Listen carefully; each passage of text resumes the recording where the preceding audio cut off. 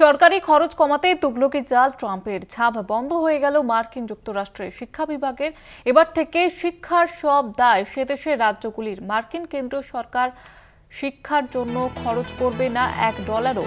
1979 সালে মার্কিন দেশে শিক্ষা বিভাগ গড়ে উঠেছিল। কয়েকজন স্কুল ছাত্রছাত্রীকে পাশে বসিয়ে বৃহস্পতিবার স্বাক্ষর করে দিলেন শিক্ষা বিরোধী আদেশনামায়। ডোনাল্ড ট্রাম্পের এহেন সিদ্ধান্তেই সংকটে সে দেশের মধ্যবিত্ত গরিব কোটি কোটি মানুষ। তবে সই করা বিজ্ঞপ্তিটি নিয়ে ট্রাম্প ফটো সেশন করছেন হাসি মুখে। ট্রাম্পের এই ফটোয় গরিব মধ্যবিত্তদের 1 লক্ষ স্কুল যুক্তরাষ্ট্রের আর্থিক সহায়তা থেকে বঞ্চিত হবে, এমনটাই জানা যাচ্ছে।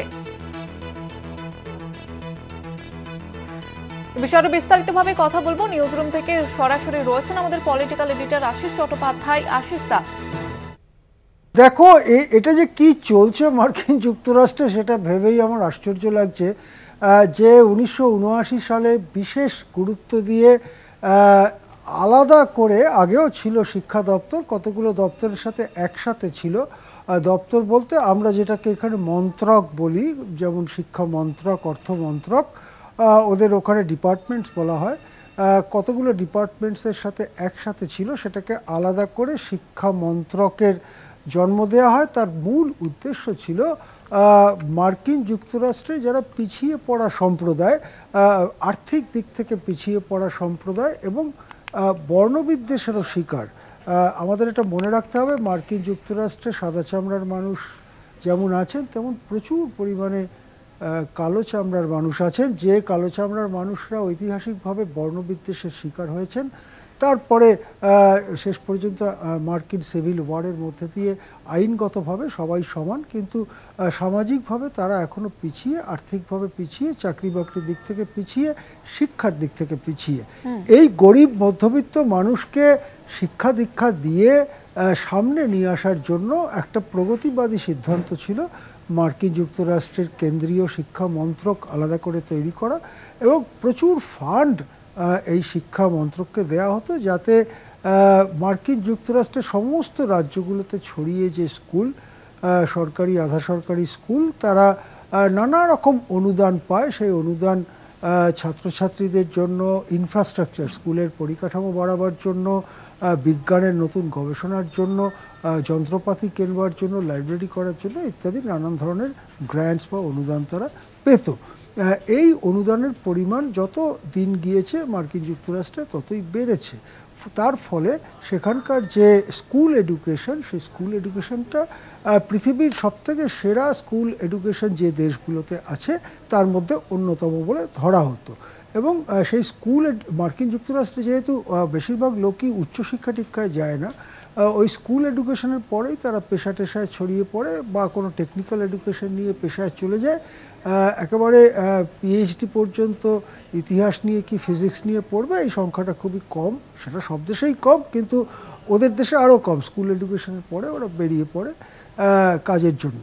সেই যে ব্যবস্থাটা এতদিন ধরে চলছিল, এর সঙ্গে আজকের দিনে যুক্ত আছে প্রায় 5 কোটি ছাত্রছাত্রী সারা দেশ জুড়ে মার্কিন যুক্তরাষ্ট্রের, এবং তারা এই ফেডারেল গ্রান্টস পেয়ে তারা তাদের শিক্ষা ব্যবস্থা চালাতে পারছিল।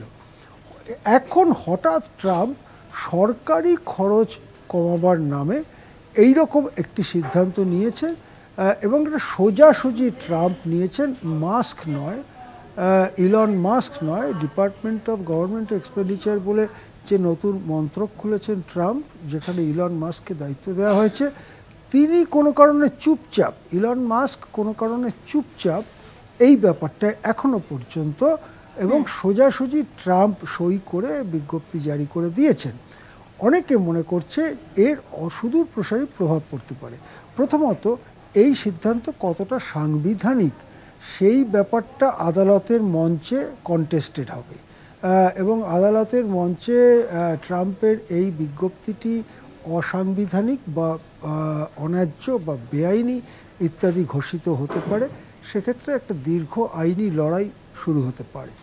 দ্বিতীয়ত যেটা হবে, যে প্রায় 5 কোটি ছাত্রছাত্রী তারা এইসব টাকা পয়সা, যে গ্র্যান্ট ইত্যাদি না পাওয়ার ফলে, সহায়তা না পাওয়ার ফলে তাদের একটা অংশ শিক্ষাঙ্গন থেকে পেরিয়ে যাবে।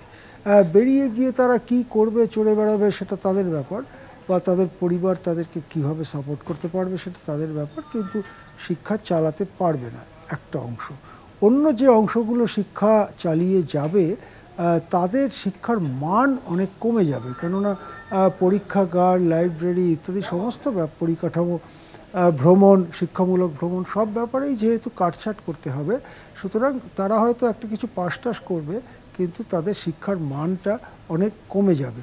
সর্বোপরি যে কথাটা বলার দরকার, যে এই সিদ্ধান্তের ফলে সবথেকে বেশি মার খাবেন কৃষ্ণবর্ণের মানুষেরা, কৃষ্ণাঙ্গ মানুষেরা, অর্থাৎ কালো চামড়া যাদের, সেই মানুষেরা আমেরিকায় সবথেকে বেশি মার খাবেন, এবং তাদের ছেলেমেয়েরা যারা পড়তে চায়, একটা স্বপ্ন দেখে উন্নত জীবনের, তাদের সামনে সেই স্বপ্নটা আরও ফিকে হয়ে যাওয়ার সম্ভাবনা তৈরি হয়েছে।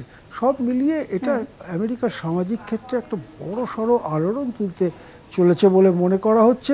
সেই জন্য নাটক করার মতো করে মার্কিন যুক্তরাষ্ট্রের প্রেসিডেন্ট ডোনাল্ড ট্রাম্প যখন এই বিজ্ঞপ্তিতে সই করে সেটা দেখালেন সাংবাদিকদের, তখন চারপাশে কিছু স্কুলের ছাত্র বসিয়ে রেখেছিলেন, যারা বেঞ্চে বসে খাতায় কী সব লিখছিল টিকছিল। জানি না তারা কী লিখেছে, ট্রাম্পের প্রশংসা করে না ট্রাম্পের নিন্দা করে, আমার জানা নেই।